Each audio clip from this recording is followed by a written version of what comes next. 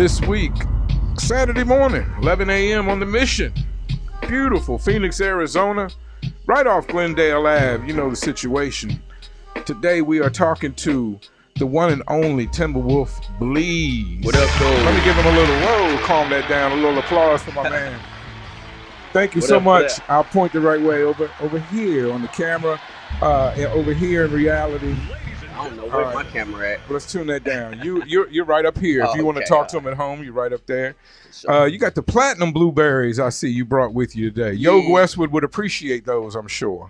Yeah, I fuck with these, man. They the type of beer that gets you right. Okay. As we spoke earlier, before we started the show, a light beer that has a little kick to it, it'll get you there, like you said. Okay. Yeah, you drink about 3 of these, you start feeling them. You gotta drink a whole pack of regular Bud Lights to try to get right. Right. So the platinums are a step up. I like that. I might try that because that's right where I need to be at my age. Not quite. I drank a lot of malt liquor as a young man, and then I transitioned out of a lot of alcohol just into a few drinks of something brown liquor on ice, and I get nice. I don't really get drunk like I used to.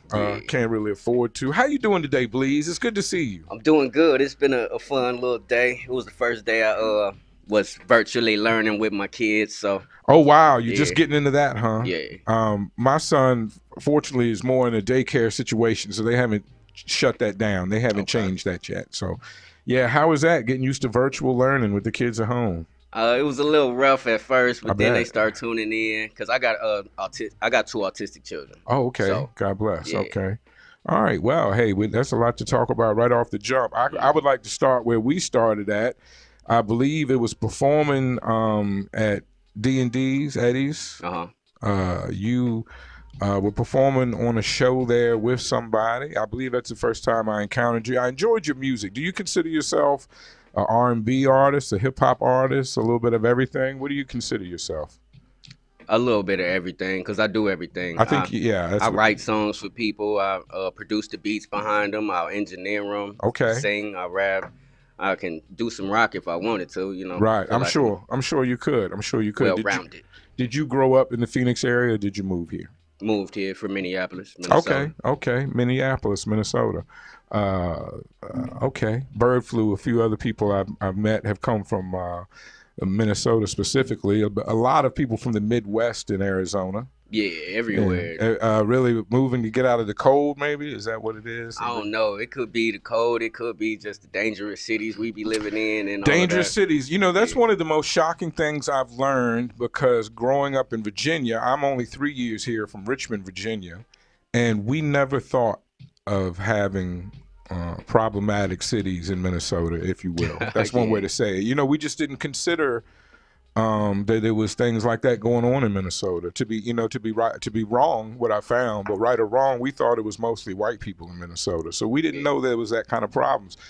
Since moving to Phoenix, I tell people all the time, I've met different cultures, people from different parts of America, different kinds of Americans here more than my entire life. In 3 years here, more than my entire life. I think me too. In Richmond, Virginia. So I've really enjoyed it. And it's a part of my show, learning about people's experiences, sitting down, talking to them. So what brought you here from Minnesota? Was it getting away from a bad situation? It was for some people. My uncle lived out here. He had been trying to get us out here for some years. And then my mom finally decided. My brother had got killed out there, and she finally decided that was the last straw, and we ended up moving out here. Okay. Was it a bit of culture shock for you when you moved to Arizona? Definitely. Yeah, I know. I spoke with Big Doobie. He moved from 7 Mile, Detroit to here. Mm-hmm. He'd only met a couple white people in his entire life and found himself in Arizona, which I'm sure was different. What was your experience when you first moved to Arizona? Did you have to get used to white people, or did you make some white friends? What happened? What happened when you came there? I ain't had to get used to white people because there are some there. I never was really like tight with no white people. Sure. It wasn't really too much of the white culture shock out here that was different. It was more so the Latinas out here. Well, see, I moved out here married. As a single man, I could see how it would be like moving to a whole new world out here. with the different cultures, and as we even the should say. food and everything, you know. Sure. More. It's a Yeah. Filibertos on every corner. I'm trying to catch up with native and Mexican culture because I'm so far behind. Yeah. You know, I myself, I'm so far behind. We did not have Mexicans in Virginia until like 1995 or 1996. Period. Right. I mean, it was, for us, it was mostly Puerto Ricans. We had plenty. We had a good Asian community, but it was, you know, just wasn't a lot of Hispanic or Latin community. What was your, being such a diverse artist, what were your influences getting into music? And that's a, you know, that's a tired question, but it's usually a starting point for me to get somewhere. So what, because I, you know, I don't know, you know, you're such a diverse artist. That's the reason I ask you specifically, because your direct inspirations are not apparent. Sometimes with artists you can tell where they came from, but with you it's so diverse, it's hard. Who would you like to shout out? Or, and it could be family members, it doesn't have to be, you know, it could be anybody. So just, you know, I'll let you tell it. Well, as a real young child, my granddad used to make me sing this little blues song, and then, you know, it used to make me say the cuss words so everybody in the family would laugh, type shit. Wow. Okay. And then that's how I kind of got started with being comfortable in front of people. Like, I was gonna say that was your start in show business, whether you believe it or not, because definitely entertaining the family, I think, or in church or both, I think is a big start for a lot of people. For sure. So yeah, so right off the start, Granddad had you singing the blues, the R-rated version at the family events. How long before this was at like a big family gathering? Like, I don't think it never really got it was to more point like that. it was more just around the immediate family. Okay. But it was. Do you still remember the blues song by any chance? No, I don't remember. Okay. But that was like the start of me being like comfortable with music a little bit. Sure. And then as I got older, different songs that used to just catch my ear was mostly R&B. Sure. Back when it was popping in the '90s, you know, that '90s R&B it's still the shit. Honestly, I'd rather listen to that than a lot of the new stuff. I agree. Be real, but I agree. Well, they still spoke about love in a certain way that some people feel is missing today. For sure, and I try to bring that element into my music a lot too. And if you go back to some of my older stuff, I was super lovey-dovey on the R&B stuff, but then I started changing it a little bit. Sure. Because, you know, it became a different point in my life where I wasn't so lovey-dovey no more. I understand that. Now, I want to touch on that because for me, I'm a man of a certain age, and I was in college in the early 90s, and there was times when I was, maybe some would call a simp, but I was a broken-hearted fool for women. Yeah. Maybe for women that anybody could tell weren't really into me. Right. I'll tell anybody, I talked myself out of more pussy than I ever talked into. You know what I mean? Like I'm that kind of guy. I've fucked it up for myself quite a lot. But you learn, you know, I wasn't born to pimps and players. I was born to married men that didn't have a lot of experience dating. My brother, my father, my grandparents, pretty much old fashioned, you know, got married at 20 years old and stayed married. So there wasn't a lot of dating experience. Yeah. So I say all that to say everything I had to learn, I learned right here on my own forehead. I had to, you know, I had to learn women on my own. But in the 90s, I was very much listening to sad R&B, wishing for these women, wanting these women to want me, pretty brown eyes, you know, singing all these sad songs. And what I found is it was like blues in the way it was therapeutic to my feelings, but I don't feel like it got me anywhere with getting women. It might have gave you a little bit of game. Well, when I got a woman, they appreciated my music taste when it was time to be relaxed. But you know, unfortunately, I had to become a bit of an asshole before I had a whole lot of success with women. You know what I mean? So the lovey-dovey didn't always get it for me. Ain't that crazy how it works? I think so. If you start being an asshole, they act like they don't want no asshole. But then they're not attracted to nobody who really want to be all lovely. You gotta. Them. It's like hip hop to a certain bit. You got to scare them a little bit at first, and then you can be vulnerable later on. But you got to get a certain amount of respect first, I think. It took me it took me 30, 35 years to learn that. But anyway, Timbawolf, Bleez, what do you like doing better? I mean, because I like the last song I think I have from you, pardon me, it might not be brand new, but the Mike Jack. Yeah, that's the last one I released. Back Like a Mike Jack. Man, I love that record. I played it a lot on my Wednesday show on Flowers. It always gets me in a good mood, gets me dancing, gets me up. And You know, I listen to a lot of rap music, and a lot of rap music doesn't necessarily give me that same vibe. Some does, honestly. You can see on my shows when I'm feeling it. But that your song is specific, man. How did you come up with that record? Because it's such a great record. I mean, it's a throwback to um, just a classic R&B feel good record. I feel like that record could live forever. It could be, you know, the wedding reception record. It could be the cookout record. Yeah. I'm still loving it. It hadn't worn on me at all. So how did you come up with that record in specific? Well, I decided that when I started this project that I'm working on right now, which I'm gonna be releasing in February. Okay, that was the lead single. Yeah. Okay. All right. Yeah, I'm trying to get one more video in before February come, but with everything being so slow, it's been hard for me to really move. Plus, me having my kids and stuff. But anyway, it happens. It's life. I got you. Yeah. So, when I started the project, I decided that I was kind of gonna go in like a Kanye-ish vibe, where I take some old hits and bring them back with my own flavor and own style, and come at it in the way that I do, which is, you know, it's creative, but it make all the songs ain't gonna sound the same. They're gonna be different because of the versatility. Definitely. Some of it gonna have a little singing in it, but most of it is like rap records. But even the rap records, some of them are slower, for geared toward the women, so they sound like R&B records, but they really rap records, you know. No, I got you. Yeah. And all of the beats, which I'm doing myself. I might got one from my homie, Theloni Bloke. He pretty dope with sample beats. Okay. Other than that, all the other records are gonna be beats that I made. So when I started that record, I really took my time and wanted to go back into that record and pull the parts that were dope to me and spin it and flip it. Then I came with something that was up tempo, like the original song is, and I was like, I'm gonna go with this bounce, because if they felt it the first time, they gonna feel it again. And I put my spin on it, and people love that record. Yeah, it's a great record. I mean, it's an incredible first single. It just worked out that way. I don't know if you had a few in the bag and you picked that one, but yeah, I had a few in the bag, but that was the best one for me to go with, because not only is it super dope and the content and lyrically is dope, but I had such a great idea for what I wanted to do with the video. Yeah. So, which is out on YouTube. Yeah. Oh, check that out. Check that video out. Black Mike Jack. Black Mike Jack. Timbawolf Bleez, man. It's a uplifting track. I mean, I wish I had better friends. I wish I could just hand it to Ellen or to Will Smith and just give it to people, because I think that's the only thing standing in between that record and big success. It's just the fact people being aware of it. Yeah. So yeah, keep pushing it. I love it. I love that record. So you came to Arizona, and did you start working on music? How old were you when you came to Arizona? I was like 15 or 16. All right. Well, when did you start really getting involved in music?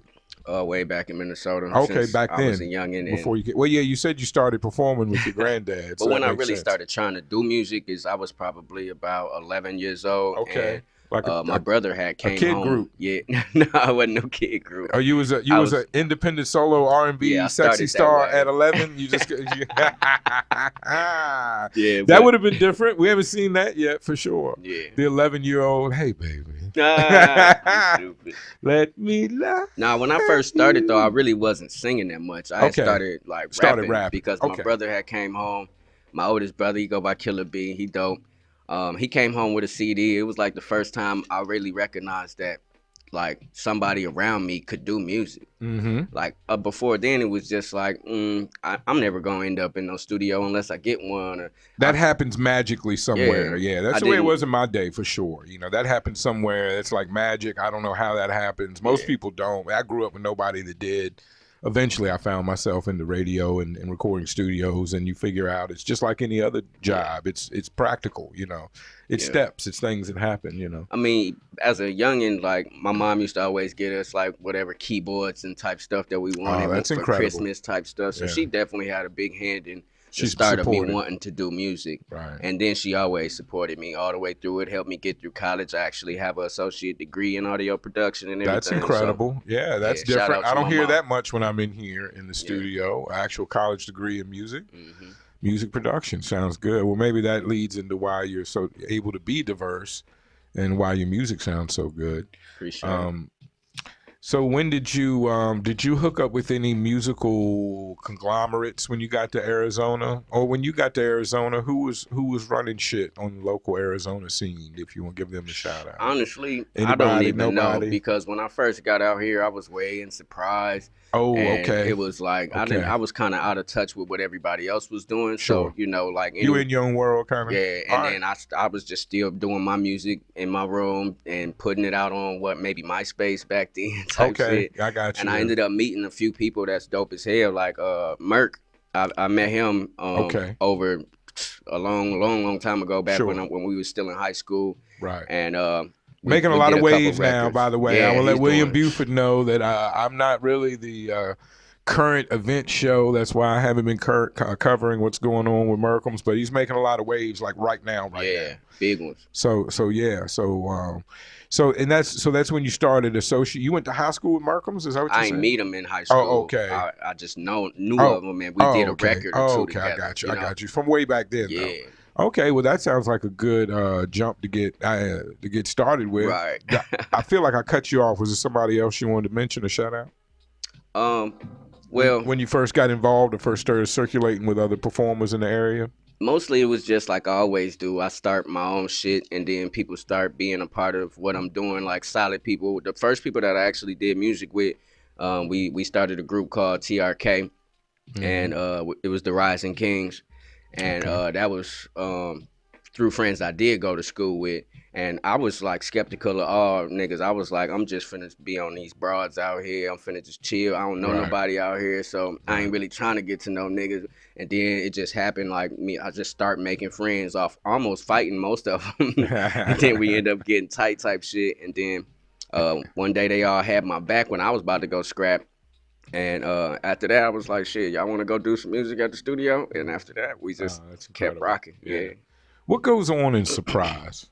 stupid shit. Ain't nothing really to Cause do I'm out there. from aside from Latin and native culture, I'm still like a very much enthusiastic in learning Arizona culture Yeah, and the different places. I spoke with a fellow that is from Jerome, and I met some people from Tombstone, and I'm kind of aware of what goes on in Phoenix now. And I've been here 3 years. It took me a minute. I'm very much interested in getting to know Tucson and what goes on in Tucson. yeah. But paint a picture for me as and as you were a teenager, what was going on in Surprise? Was there somewhere for the teenagers to hang out There together? used to be this one spot in El Mirage. We used to have to travel a little bit to get to there, Sure. and The at this, outskirts. yeah, well, Okay. not Not really. really. No, it was kind of Okay. right smack dead in the middle of Oh, El okay. Mirage, Okay. but it used to be like this little teenager club type joint. Okay. You did have a little teenage club. Yeah, that Okay. was the only thing out there. There was Right. nothing Is there a except for mall? uh back then. I don't. It Not wasn't, but not really. I don't even think there is now. Is You there had to now? ride somewhere, ride 30, 40 minutes away Yeah, to go to the mall. the Okay. closest mall I think was Arrowhead, Okay. and that's far from Surprise because I used Right. to live way up like on 182nd in Bell, Uh-huh. and That's what kills me. Like out in the furthest wherever, they still got numbered streets. yeah, But they're numbered, and if you want to find your way, you can yep, follow the drive all you the can way up follow the there. numbers. Yeah, yeah. That is something I do appreciate, the grid and the highway and street system out here. As soon as I Easy. get to figure out my east west and all that, Yeah, I will. I won't even need the GPS anymore. But yeah, it is a lot easier than where I came from. In Richmond, Virginia, it's very much Native American trails is what most of the oh, roads that's were built crazy. on. So they were cut. They would. It's not a grid system. Put it Yeah. that way. Well, what has inspired this latest project? I appreciate your courage to carry on through all this COVID madness. I know that at one time you were promoting shows at D&D's, or Yeah, no? Okay, me and my homie T Egg was, okay. Is that that was just on hold during COVID? Are y'all coming back when COVID permits or whatever? Has anything been going on at D&D's? I know some few things have been going on. We've luckily been more open than most of the country. Some things have stayed open and then closed. Some things were yeah. closed the whole time. Has anything been going on out there? Um, I mean, we thought about getting back into it even through the COVID when they started easing up on it. Yeah. We had got offered to come back up there and do some stuff, but we Yes. held off on it because we Sure. didn't want to, have to deal with all of them new reprimands. And be responsible too Yeah. for whatever. Who knows? God knows what we're going through, what we're dealing with at this point. We still don't have any much help or information from the governmente, as Right. the you'll see. I am wearing my black cap and my black glasses because if the shit pops off today, I want everybody to know what side I'm on. Because the goons have attacked the Capitol, just to let you know the time and space we're in, and so who are your you mentioned 90s R&B. Who were you really into as far as 90s R&B? Who stood out to you? And who, if there's anybody you're like, yeah, that would surprise us you really didn't care for, who would that be? Who stood out to you in 90s R&B? Or who did you attract to? I mean, it was a lot of people. When Usher first came out, he was dope, Yeah. Usher might have been similar to your age. Are you similar? Or is he? I I mean, don't know maybe he's how old older than you, he but is. he came out as a kid. He came out as a Yeah, child yeah. in the 90s. But Escape though. The rest of the who the niggas from Minnesota? What's their name? I can't think of their name right now. I always get these brain farts when we on interview, but I know all these Understood. It's understood. There was somebody from Minnesota that was Yeah, making waves in the 90s. I'd be yeah. curious, man. They had at least one good strong hit. Off the top of my head, I can't. Damn, what is their name? You gonna make me look this shit up. And That you go, wasn't the guys that had the song about the homie dying, was it? That wasn't that group, nah, was it? Because they were kind of a one-hit wonder. one And I thing. would hope they were It was a from. love song. Oh, okay. Like not mint condition or nobody. Nah, See, in my head, I think I'm one generation older than you when I'm thinking of my '90s R&B guys. I think you're one step ahead of me, so you might have to help us with that. You can get it. But for sure.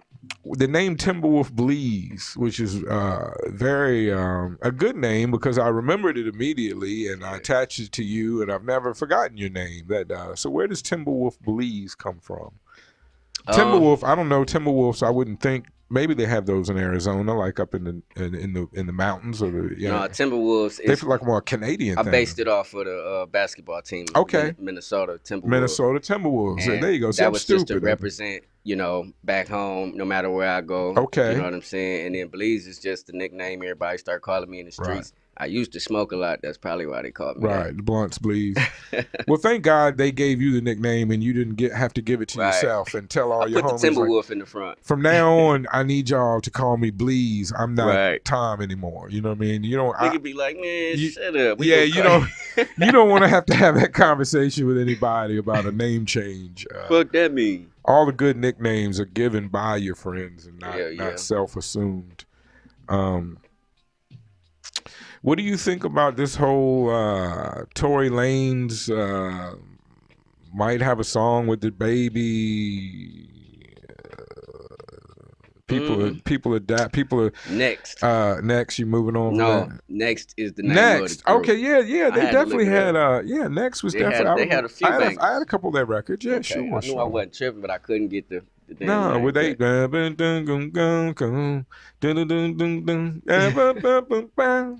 You make it sound like something from the 70s. Nah, Like we supposed to be discoing and what you just the did. joint, the joint. The club. I'm getting. They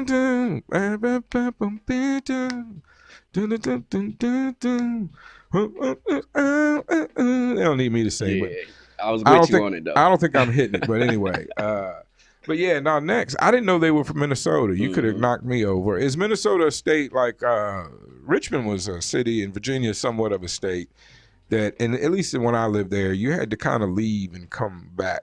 Like you had to go somewhere else and get your fame or get your stardom. Is Minnesota that kind of town? It's always been like that until after I left. Then some people start getting on. Okay. Because I know when Jaquan came out with that everybody in the club getting tipsy, and he's Minnesota. He ain't Minnesota, but he okay. went to Minnesota. Oh, and my cousins and them was getting put on with him. I don't know what happened with it. Okay. I had kind of lost contact with what was going on. Sure. I know he went out there for a while. They started opening up more places for local artists to perform out Right, there. right. But when I was there, I didn't know of any of that going on. So it was definitely elevating, and that was years ago. It's probably, I don't know how it is now. It probably is still popping, but maybe not. We had we interviewed the Minnesota Official Boys, who I believe they were from St. Paul, Okay. and another younger brother named Rich Rowley, and they spoke of a thriving, like they have a bit of a scene there now. Yeah, I'm thinking so because they've been building it for at least like 10 years now that I've been gone. Yeah. I spoke with them about. Are you familiar with Atmosphere? No. They're a couple white guys, always been in the underground hip hop, Okay. like what some people would call alternative, or they're definitely underground. They had a record in the '90s called "God Loves Ugly." And they've always been independent, so they've carried on through that. They, to me, it was them and Prince. That's all I knew about Minnesota.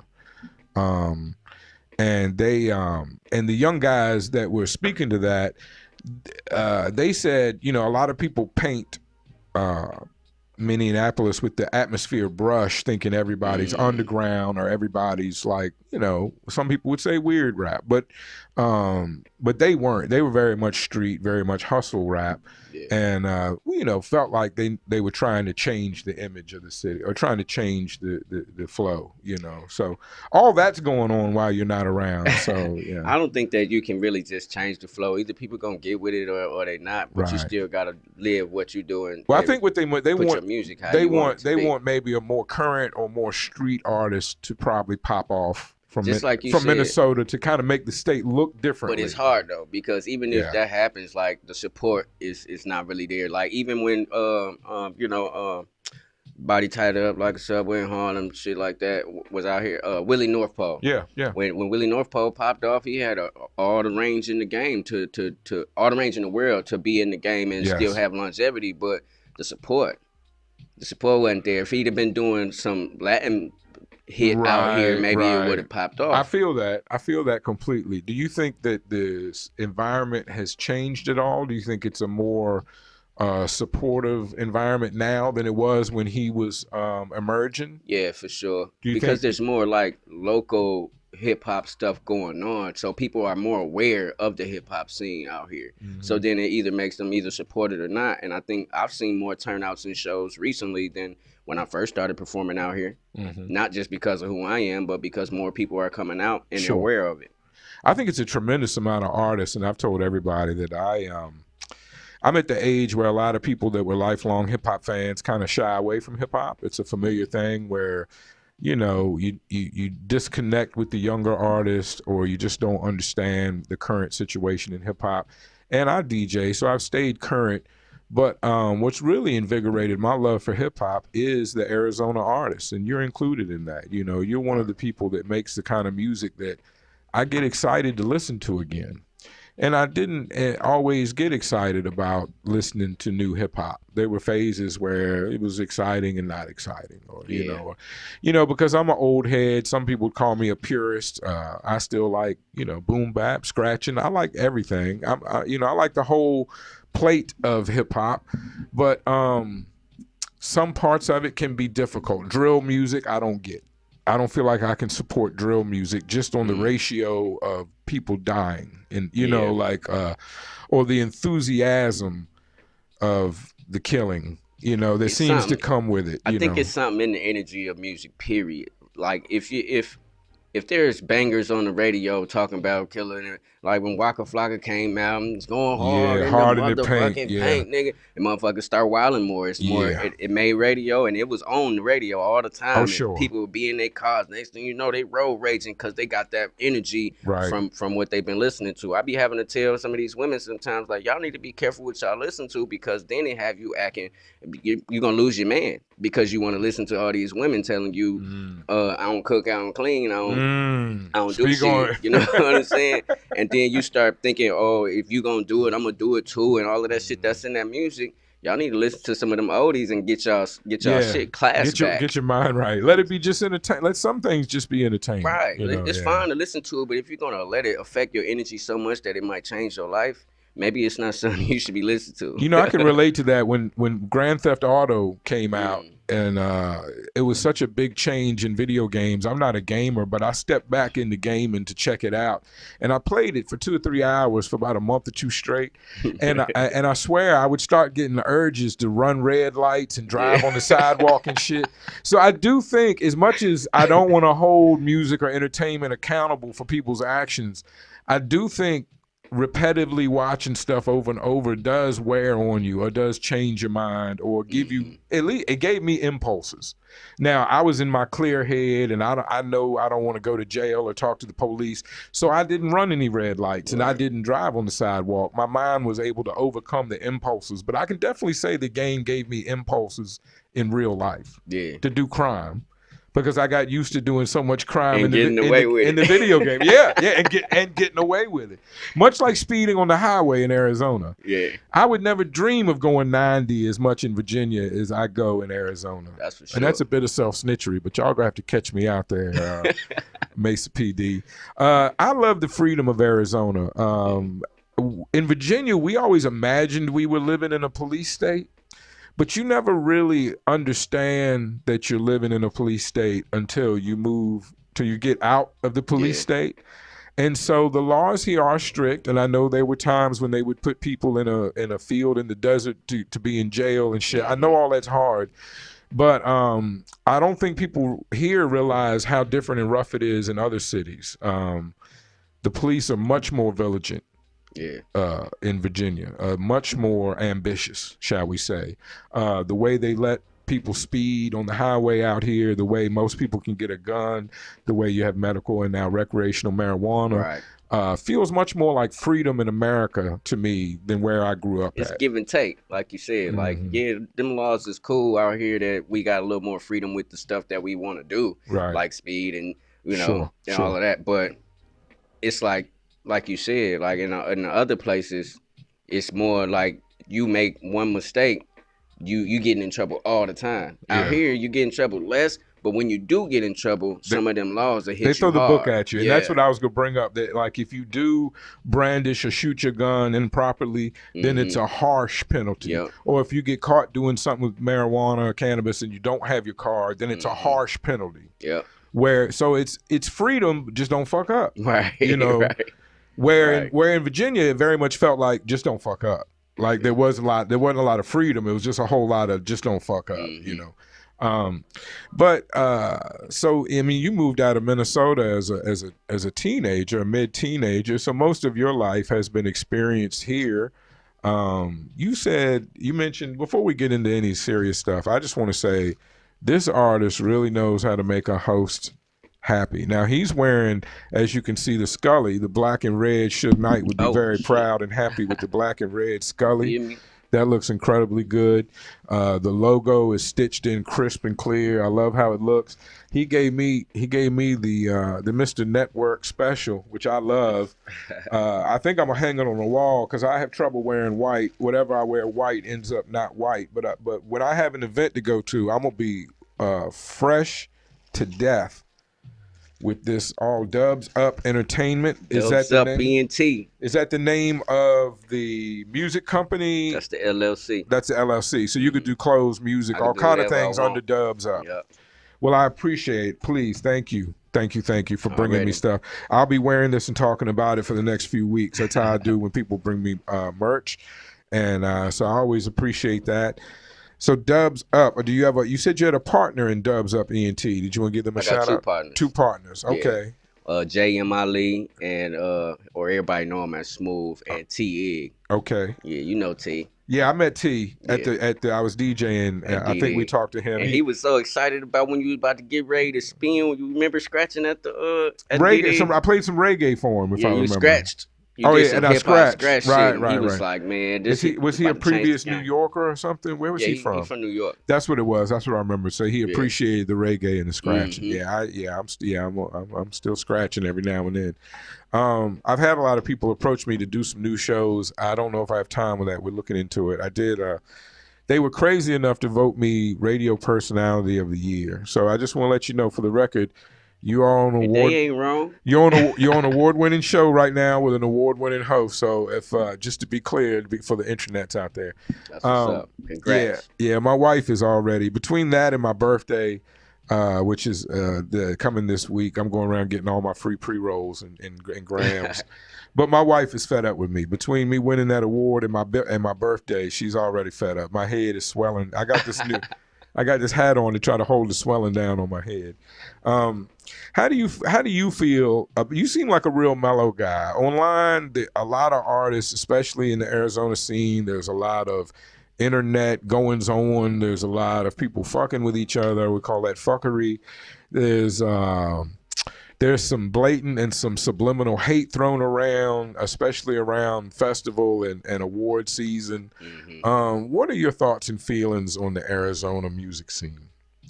When it comes to that, like people, like I am cool, calm, and collective. I really don't normally have problems with anybody. And when I do have problems, I normally just separate myself from that problem because I already know how shit can be. Mm-hmm. And it could turn from a little argument to then we fighting and then we shooting at each other. And out here, all of that happens all the time. Yeah. Well, there's lots of guns. Yeah. Everybody got a gun. I very much feel like I'm the only person that doesn't have a gun in this whole state, but maybe gotta get you. And that's just a joke. Don't believe that I don't have a gun. That may just be a joke. Just trust. I don't know. Right. I don't have a gun. I feel like everybody else has got a gun. But so does that make me safe? I feel like anyway, go ahead. I'm sorry, I didn't mean to cut you off. Back to the AZ scene. Well, yeah, so it's not really I don't think it's less dangerous when it comes to any other place because there's always haters. There's always haters, and then haters want to cause a problem for no reason most of the time. Yeah. So, I mean, you just got to be mindful of who you're dealing with. Keep yourself surrounded by solid people and people who really want to support what you're doing instead of try to break it down. And that's what I do. This has become a big question on this show. Have you ever had an issue with Respect the Underground, Icon, any of its main components? What are your thoughts? And if not, what are your thoughts and feelings about Respect the Underground and their place in the city, in the music scene? And feel free, feel free to be honest. It's no, I'm always keep it 100. I'm sure, okay. Or I just ain't gonna. I'm gonna hold back. Be nice, like Grandma said. Be nice. I got you. Okay. But yeah, when it comes to Respect the Underground and it just how they've been moving for over these years, I feel like they definitely have set some platforms up for people, which is pretty awesome, but some of the things I feel like because you asked, is there haven't been a problem? I asked. The only problem that I would say I've had with it, more than a few have had an issue with some event, some kind of contest or something. That's really we talked it out. And what I was gonna say is like some of the events I think they put together so quickly sometimes that they're unorganized. And I'd have been an artist coming to been had a place is set, and then I show up and it's like, okay, it's 2 stages. Which stage I go on? Okay, then I done been there early. You know what I'm saying? And still, it's just not organized in time. But like I said, it may be because I've been on the other end where I put together a show and it's been hard to be organized and things have been last minute. So I understand things happen. Yeah, I understand it, but I've been to a few of them where they were unorganized. Right. Well, that's understood. Understand and understood. And, everybody's trying to evolve and get better. And I think everybody's able to accept the critiques, And that's just a simple critique, and that's just one element of what they're doing for the game out here. So, like, again, if I was to rate them, I would probably say 7 out of 10. Sure. Well, that's generous. It's not just that small, detail breaks them all the way down, because I appreciate more of what they're trying to do for the game than what's being taken away from some of the artists with the organization. I think definitely having promoted shows yourself gives you some perspective. Yeah, for sure. And you seem like a well-rounded guy that if something did happen, you wouldn't take it so personally. Some artists, as we are creators and creative people, can tend to be sensitive and take things personally when things happen, when sometimes it's just not personal. It's just a situation. You don't even know how many artists I've come across or been around where we doing, and they like, I'm just not finna go up on stage and I'm just finna dip. I don't like what's going on. But it's like they never had to deal with organizing a whole show, never rented out a venue. They never had to, put their money up to make something happen like that. Yeah. So they don't really know the ins and outs of what got to be done. And even you being a DJ, you got to know that people want you to have their music already, and like, nigga, when did you give it to me? You know what We I'm don't. You saying? can. You brought it on a CD, nigga. I need a flash Yeah, drive. yeah, yeah, yeah. We could talk for an hour about just that, so we don't get into that. DJ Kane gets very disgusted with artists and how they Shout act out to at DJ live shows. K100, He's a man. good guy, man. He came in right after me, and we're good friends. And I'm glad for everything he's doing at the Black Crown Network. He's got his own network, man. He That's what's said, up. he broke out, want to do his own thing, and much love and success to him. He's got a lot of great topics and a lot of great shows over there to talk about. Word. What's one of the positive? We kind of talked about the negative things. What's something very positive about the Arizona music scene?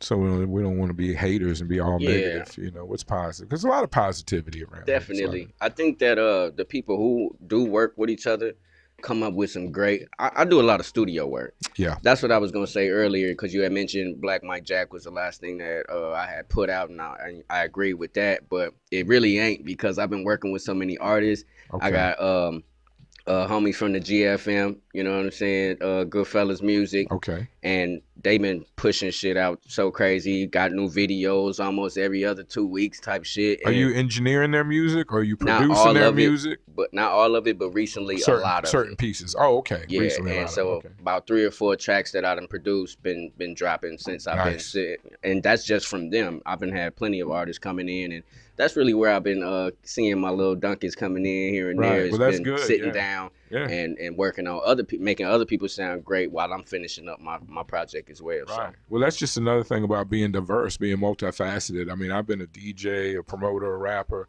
now a podcaster, and I think I feel like everything I've done before has set me up to do this. So I feel good about it. that's dope. Let's talk about production for a minute. What do you use when you produce? What kind of equipment? Because I'm trying to I've produced records before. I'm trying to get back into production in my spare time. I don't have a lot of time with it. I do most of my work on a Phantom X6. Okay. And then bust it down to whatever computer program, whatever's available. Whatever. Okay. What do you record on? I Or record record with, I should say. I record with a Scarlett regular little interface. Mm-hmm. I do pretty much all my recording in home. So, and I've taken my equipment to other people's home and recorded them sometimes, you know. Sure. So, I got a mobile studio. I've Pretty got a much. Scarlett as well. It's a good Yeah. brand, quality. Yeah, stuff. yeah, yeah. It's Do nice. you make everything on the computer program? Do you have any Yeah. hardware, or you make everything on the Everything computer? is on the computer program. Okay. I have like hooked up and let someone play guitar before, Sure. things like that. Sure. But mostly everything that I do is on the computer. Okay. Cool. Yeah, there was a time when I did a lot of production on Fruity Loops. Yeah. But like I said, I really, other than I've made some beats. I haven't dropped anything to tape, as we used to say. Yeah, It's that's not what I taped started anymore. with. I started with Fruity Loops Yeah. way back in the day. Well, that I'm talking about after I was playing a keyboard and trying to record it into the karaoke machine with a microphone. Old school. Right, Yeah, right. when it got to Figured the it out. computer, Right, yeah, right. Fruity Loops was the first thing I started with. Sure, I think a lot of people in your generation started with Fruity Loops. Yeah, It for was sure. easily accessible. I think I downloaded my copy of bootleg from somewhere for free. Me too. Yeah. And I still don't think to this day I used it correctly. I don't think I used it how they intended it to be used, but nonetheless I could make a beat, you know what I mean, Yeah. and did it my way. I use something called MPC Studio now to Okay. make all my beats. I made Okay. that Black Mike Jack beat on there. It's like it's an MPC machine, so But it's it's a like sample is that the machine. one where it's an MPC on the screen? Like, Yeah, and then you got the pads and everything, Oh, and all okay. your controls on the actual. So you have like hardware. a controller. Yeah. Okay. Cool. All that sounds great. Yeah, my stepson Justice is way up into the MPC world. He has a couple of them, but he has he has the old school, the real machines. Yeah. Now I'm always curious when I talk to producers about how they record and what they record on. I think it's interesting, and other people that want to get into that or record from their home kind of need to know that. Are you a single man or are you a married man? You mentioned you had kids. That doesn't verify. In my day, that would speak to something, but these days it's a crapshoot. I have 3 kids, and they're all by the same woman, but I am no longer with her. Okay, well we can leave that alone. Yeah. Is it easier or harder to be single in the music game? I ain't really say I was You ain't single. been See, you single trying to yet. get me in trouble? No, Okay. no, I'm just playing. But yeah, Well, not that you're single in the free in the wind. You probably got a lot of just not responsibility. married. But yeah, just not married. Yeah, Okay. I think we'll leave it alone. Sometimes we're yeah, gonna leave that question man. alone. Cause you gonna have all like, Do what you you ever go doing? back to Minneapolis? Yeah, all the time, every chance I get. Every chance you get. I A lot of families and friends still My there? dad's still out there. My Oh, brother okay. moved back out there. I Okay. got aunties and cousins, and Okay. I got a lot of family back there. More family, more real family than I got here, Right. honestly. So Okay. I try Understood. to get back whenever I can. So your uncle couldn't convince everybody to move out here. Nah. Yeah, he tried, but he couldn't. Only a few, right? Yeah. Are you happy you moved out here? Do you think it's Um, been a good experience compared to I what you don't might have know. experienced in It's me? like a butterfly effect thing. I It's don't hard to know if know. one thing would have Yeah. led to me even still being here or whatever.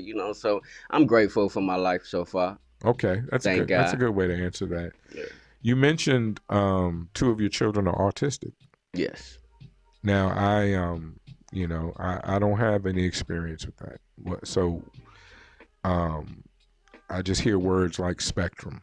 Yeah. I hear words. I Which is have. a big word because It's a the big spectrum word. is I think like we're all on a for spectrum in sure, some way. for sure. And and when I don't even. It's a sensitive subject because these are your kids, and Right. I have kids, and I know that whatever about your kids is a sensitive subject. How is it for you raising autistic children? Um, I think that is a pretty beautiful thing, honestly. I've been in their lives their whole lives. So I've been helping them learn a lot of the things that they know and can, help them elevate to the next levels because they don't learn at the same pace or they learn differently than us. Yes, So yes, they might know a lot more than me, but the things that we need them to know, like certain respects and sure. things like They have that, it'd be trouble with hard that. to, yeah, it'd be hard to. So my daughter probably on the couch jumping right now, and I would be the one like, hey, sit down on that couch, right? Yeah. And that's all kids, but she's gonna get up and do it in like 5 more minutes. Right, right, So it's right. more to really deal with. More redirecting is a big word when Sure. it comes to autism. You have to redirect them to something that's going to stop them from doing what they're doing, and also take them to what they could do that is appropriate. People don't break down. Communication is big, and I think that's why I do well with my kids because I'm great with communication. I don't I listen to them. I don't talk too much. You know what I'm saying? And I think I just deal with everyone like that. And my communication with them is definitely helping them elevate. And I think they're going to be successes in That's some great. way or another. That's great. No, I'm sure. I've also heard and saw a bit of the video about indigo children. I don't, I'm not really up have you on ever indigo heard that? children. Anything about that? Nah, Well, but you could put me on. there's some people that believe that children similar, I guess. Like I said, I don't want to step on anybody's toes. I'm new to this whole subject, but children that are on the spectrum sometimes, like you said, they have special, like, sure, they have problems dealing with some parts of our society that, jumping on the couch or Yeah, maybe not yelling or outbursting at certain times or right, whatever. I don't know what the individual issues are, but their point of view was that instead of focusing on the negative, on where they're interfering or not aligning with society, focus on the things that they can do. I mean, not for right. nothing. All I know is the Rain Man. Like, I don't know. Was he like on the spectrum? Was he autistic, or was that just a movie? I don't know. You can help Yeah, me out, or if you don't know, I don't know. But the point was is to focus on the things that they do very well, because a lot of times they do have unique talents. yeah, People for that are on the sure. spectrum that are autistic, they have, and so I appreciate you. I appreciate you. To me, it sounds like they're just like kids on some extra shit. Yeah, very extra. Very extra. Yeah, like Okay. this is the thing. Like you know how you have kids to be bad, might jump around, break something. Yeah. Okay, that's all kids. But when you have your daughter find something that she could just break up into all the pieces just because she want to play with them. Mm-hmm. She just want to play with them. To her, that it feels good. It's a texture thing that they Right, have, right, right. and And but it's a huge mess all the time. she doesn't think much about the consequence, so No, she doesn't no, consider she the don't way you care at feel all. about it. No, Yeah, there's a beauty to that. There's some Yeah. people I wish I could not give a And fuck for how her they feel. birthday last year, that's what I did. I went and got her a bunch of. I bought one of those little pools, and I got her a bunch of rice and flour, and And just just let her go get crazy in there. spaghetti, all the stuff she be Right, trying to spill all over the kitchen. right, I put right. it in a pool thing for her and let her go crazy, and she Oh, loved it. that's magnificent, man. Yeah, I think that's exactly what as she wanted. I yeah, mean, that's a great dad, man. I love that kind of story, man. I appreciate it. Um, what you got this project? You say it's coming out in February. yeah. Is that tentative coming out in February? I don't care what happened. It's dropping in It's February. definitely coming in February. Do we have a title for it? Yeah, it's called Damage Semicolon. What is it? Okay, The dot dot. Is that a I semicolon? think that's a colon. The That's a one with regular the colon. yeah, yeah, Dot yeah. dot. Hits and cuts. Okay, hits and cuts. And the reason why I named it that is because like it's hits, I'm chopping them, hits and cuts, and then I'm finna damage the game Okay, with hits and cuts. with hits and I cuts. feel you. I got no doubt in Timberwolf. I really, I It's appreciate. always a method to my madness. I appreciate that. I appreciate that. I appreciate that. What do you feel? How do you feel about? You said you didn't rock so much with modern R&B. Do you, I feel like when I was a DJ, before I moved over here, I was a bit of a wedding DJ. And a lot of times the kids would want to hear the modern music at the reception. Now, Mm-hmm. of course, being a decent DJ, I had the radio mixes. Right.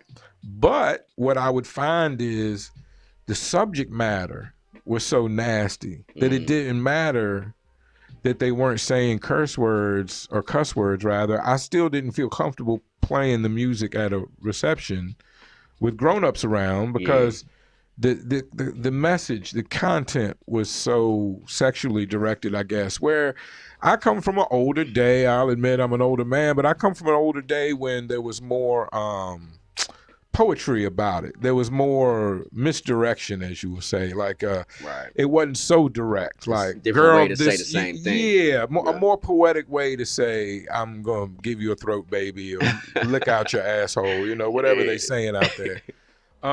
How do you feel about that in R&B? Do you feel like we should maybe step back a little bit, or is it just something we got to cycle through and evolve through? What is that?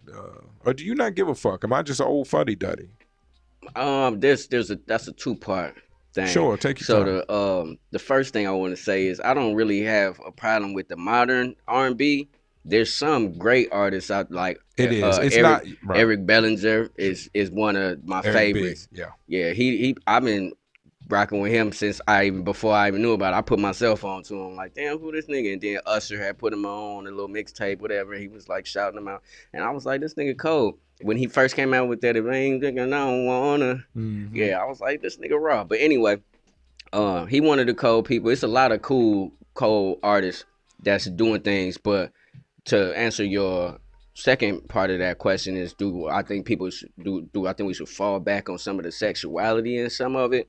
I think no. And the reason I say no is because there's a type of music for everybody, and the Right. younger crowd Right. want to hear some of that laid back sensual stuff, and then some of the young broads want throat babies and their assholes licked, and they want to hear about it Yeah. before you get there.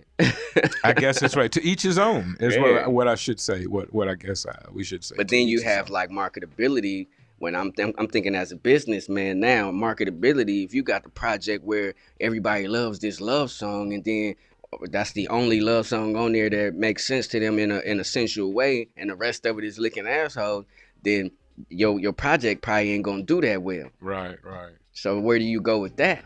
Well, yeah, that's what I guess that's what was leading me to the question is as you get to, like you said, get to marketing your music, if you do come with a more love-based message and not sexual, does it make you sound older? Does it make do you have to sell some ass licking to the youngsters on your project, or can you You just don't have to. No. can you just do you if that's not you? That's what I do. I do me, and Okay. people tend to like it. And I might not be selling as many records as other people who are doing all of that. And maybe on some of my records, I do it too. But my whole project ain't just based off ratchet music or whatever you want to Right. call it.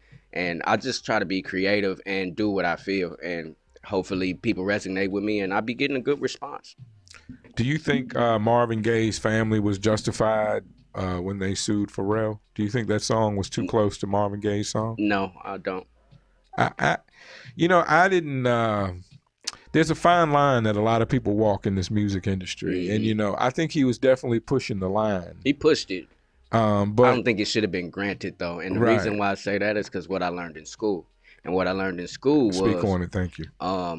If you don't use a certain amount of the time of that record, or if you don't use an actual recording that came from that record, then you should not have won that lawsuit. Which I know Pharrell didn't just take that music. And no, I think he definitely replayed it. I think he recreated it. I think he did it so well that and my theory has always been, if the music is technically different, like if the chords are technically different, or if the beat is technically different, even if it sounds similar, if it's technically different, then it's technically different. Right. Like your song is A, B, C, C, D. This song is B, C, D, D, A. So it's different, right? Yeah.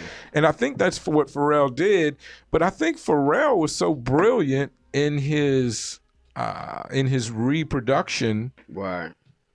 That even though it was different, it had so much of the same feel. Yeah. And it did have the same feel. I mean, anybody that it was dope. It was dope. Anybody that DJ'd mixed those two songs and they had a similar feeling. But I agree with you. I think it has to come down to a technical aspect. Yeah. And that they gave it to the family on feel, basically. If you going word for word, you know what I'm saying, it's telling all of their words type shit. Okay, yeah. Well, I mean, we know this from rap music. Like, you can't just sample somebody's shit and run off with it. You got to pay them. You got to show respect and pay. Like you, so but they're then it gets down to people start replaying samples and everybody doing it right now. If you only got to change a couple notes and then maybe it becomes your thing. Shit, and I'm getting in on it. I'm getting my Kanye on. I'm not clearing the samples. If y'all gonna sue me, come get me. That probably mean I'm doing well already. If not, it'll let everybody know how well I'm doing when the press report comes out. And then I'm going to drop something when I don't need no samples. Right. We'll worry about that later. We'll figure it out later. Yeah, that comes from the old school. Get the hit, get the deal, get it going, and then figure everything out later. Yeah. Because you worry about all this time figuring everything out, and you might not ever have a hit song, Right. So people... It's a balance. It's people play both sides, and you never know. That's just like everybody stealing all the YouTube beats and... Yeah, they're not worried about getting sued. They act like it's theirs. Yeah, they do. People act like they do, and unfortunately, when I play that kind of music on my Facebook show, Facebook tells me that it's not your song. Facebook is very clear, and when it doesn't come back from a name like JoJo's Music Studio, it comes back from a name like Universal Music Group or or YouTube. A lot of times YouTube will flag stuff and. I talked about that with Bishop 57, the photographer and videographer, about how important it is to own your whole project, or just say fuck them and let them come catch you, like Timbawolf Bleez. Yeah, come and get me. I always worked off the come and get me thing one way or another. Don't get me wrong. If I had Michael Jackson and the Jackson family number and they was gonna work a deal with me, then I would call them and be like, hey, if I do something big with this record, matter of fact, help me do something bigger with this record, because I'm bringing the sound y'all created back and I'm doing something great with it. I don't got their number, so I can't just go and and work it out. And I'm and like, to be honest, there's tripping. nothing. That's the thing too. They used to say like, until it's a hit, there's nothing to come get. Right. And like you said, they won't. They really won't enter the conversation. I'm trying to get in the room with them. Right. They won't have the conversation with you until there's something to have a conversation about. So. There you go. That kind of leads the independent artist into the position that you're in, right or wrong. That's where they kind of have left you. And, that's the way it's always been, That's the way it's always been. There was a splash of a gentleman. I don't know why we keep talking about R&B. Who do you like in modern hip-hop right now? Who's your favorite hip-hop artist right now? Got to pick one. Who's your favorite hip-hop artist? Damn, that's a tough one. Modern? Anybody. Your favorite, who you'd rather slap in the car when you leave here more than anybody. Doesn't matter who it is. It's like I feel like everybody got songs that I like, but I don't really have a favorite hip hop artist right now. I really don't. Okay. I still like to listen to Lil Wayne, old and new. Right. Right. Shit. Is Lil Wayne the last GOAT? that we've had? I think so. I think so because he did it I so guess huge. I guess Kanye came after him, but I don't know. No, didn't Kanye come? Kanye came before Wayne, Well, right? Kanye was. I mean, Maybe not. Wayne was. I mean, Wayne as a solo artist, I think he was still ahead of Kanye. But Wayne's been rapping since he was 14. He was in. Yeah, but still, when it come down to like everybody knowing about who it was, because I probably didn't come Who do you across think has Wayne more before I came impact? across Kanye. I don't remember. Who has more impact right now, Kanye or Lil Wayne?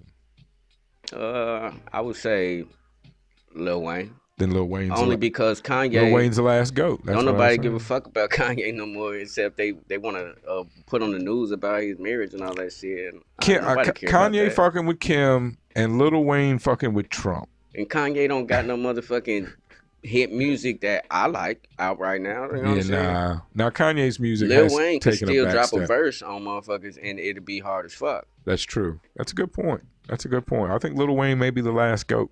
I think Lil Wayne may be the last goat. I think Kanye was there and Kanye represented a shift. But you know, I don't know. Man, when people talk about, I remember when Lil Wayne was in his mixtape phase. It was just incredible, that man. Was the best the amount music. of the amount of music, the quality, the quantity. Mm-hmm. I don't think we've ever seen anybody drop that amount. And I think he's the one that turned up the volume on content. Or I think he's the one that forced everybody to realize, man, I gotta try to do a mixtape every quarter, or I gotta try to drop a new song every month or every week or whatever. You know, he was putting pressure on like that. That's and for sure. At the same time, while setting up his company. How do you feel about, you know, Lil Wayne was rocking so hard and they brought Drake on. And to me at the time when Drake first started, he kind of sounded like Lil Wayne a bit. What do you think the plan? My theory is that the plan was to make a pretty, I shouldn't say pretty, pause, a handsome Lil Wayne. And that's what Drake became. Is there anything to that theory? They created a handsome Lil Wayne? I disagree with it. I think what happened was Lil Wayne found somebody that, because you know Wayne is a writer, and sometimes he writed this in his mind. But I don't doubt that at all. He's been around hip hop for so long, and I don't doubt that. He got a million creative ideas, and he finally found somebody who was already had like a foot in the door. Everybody knew him from his show type shit, and he rapped, and he was kind of mimicking Lil Wayne, but he did it well.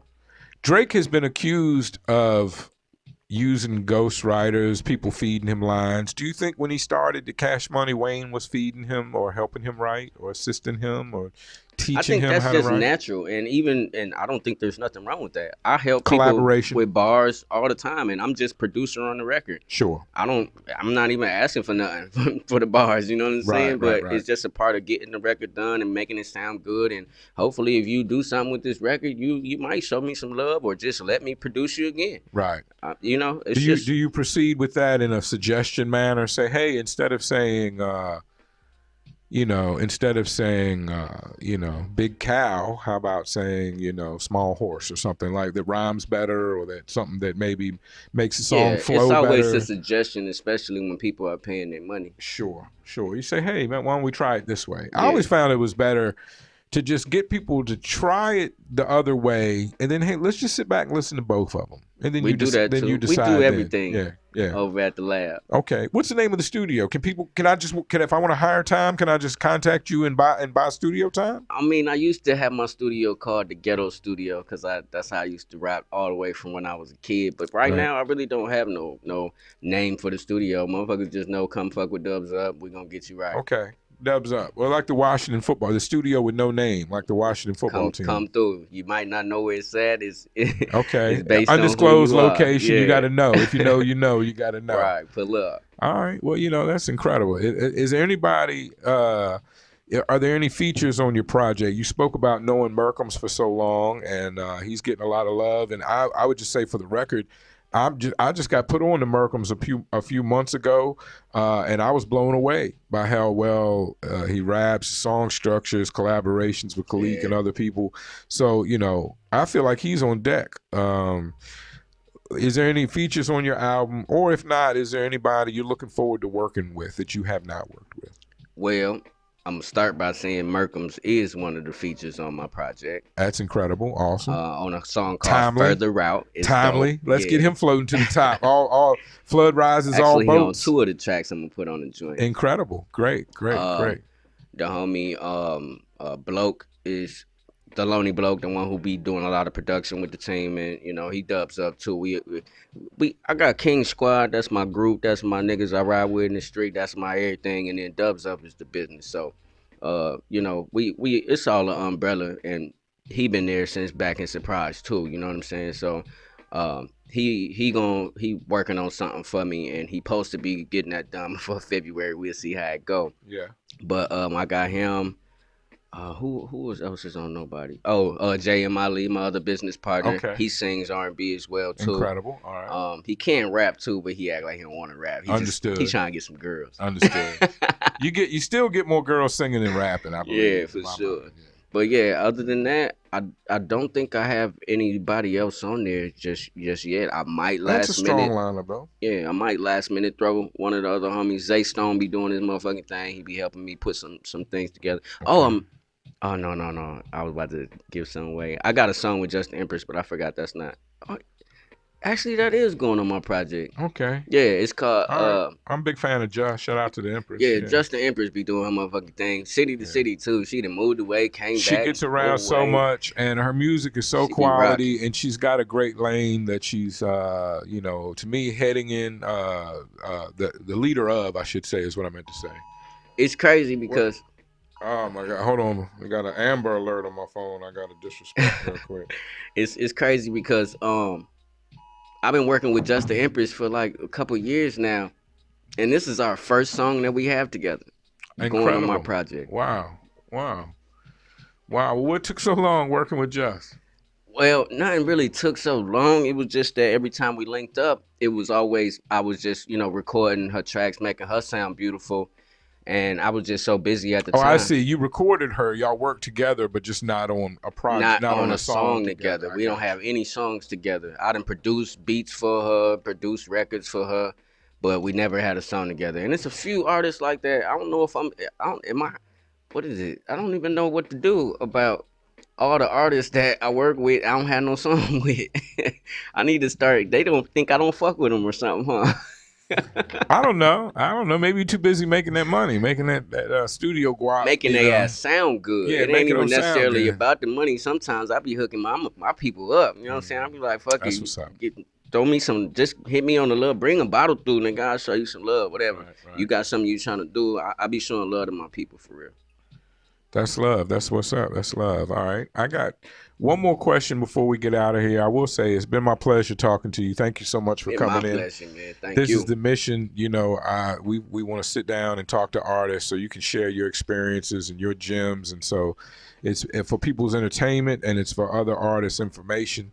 So maybe they won't have to go through everything you will go through, or if they have to go through it, maybe they'll understand it a little better. Hov did that, so hopefully you won't have to go through that. A lot of the artists I've talked to, and no matter how much respect they get now, quite a few artists I've talked to have felt like there was definitely a time in the city when people didn't fuck with them. Did you ever have a time like that when you felt like you were doing your thing and people didn't really fuck with you? It's been plenty of times in my life, period, where I felt like people wasn't fucking with me. Like I remember, it's because not just music related, right? I used to be around. I used to be around school singing and shit, and I used to get all the women and motherfuckers wasn't fucking with that. And then I be singing, so then when niggas start a circle and start rapping and shit, and then I try to come in and start spitting, they like, nigga, watch out, bro. You ain't even. Yeah, like you trying to get all the money. Yeah, Bleez over here trying to get all the money. They tried to shut me out when I was a kid. Now they can't do nothing about me. You know what I mean? Yeah, I feel you. I done got so good with all of it that shit, ain't nobody gonna do nothing but respect me or reject me. Yeah.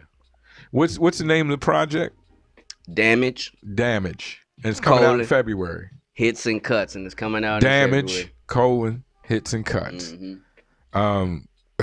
What if I have a common question I ask people: if you could snap your fingers and change anything in the world tomorrow, just like Thanos, snap your fingers and change anything in the world, what would Timbawolf Bleez change with the snap of his fingers? Damn, that's deep.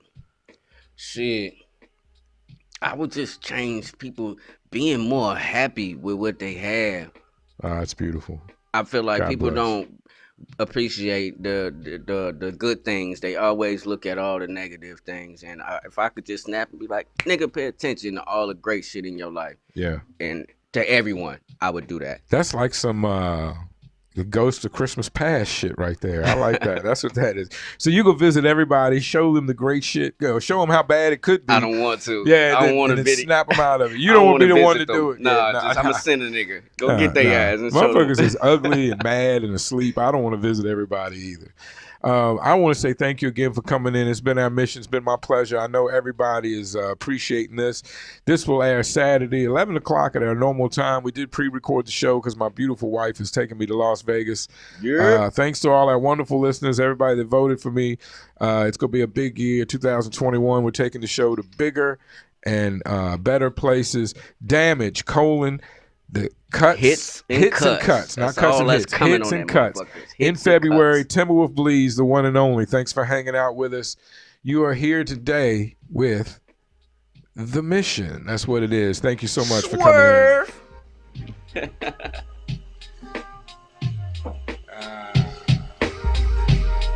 Don't you got a button that goes swerve? I need one. Loud. Yeah, I need one. Loud. That's Loud's drop for me. I need that from Loud. Get that Loud. Appreciate it. Peace, peace, peace. One love.